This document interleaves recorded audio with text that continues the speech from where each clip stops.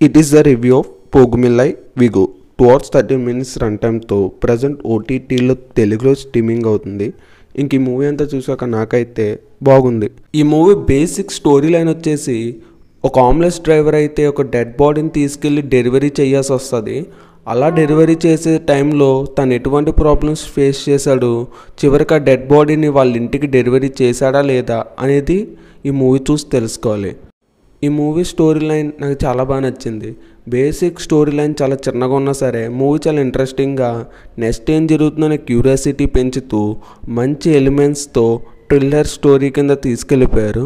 ఇంక ఈ movie first half కాస్త స్లో అండ్ స్టడీగా వెళ్తూ ఉంటుంది. ఇంక సెకండ్ హాఫ్కి వచ్చేటప్పటికి ట్విస్ట్లు నెక్స్ట్ ఏం జరుగుతుందని క్యూరియాసిటీ పెంచుతూ బాగానే హైలైట్ చేసుకొచ్చారు.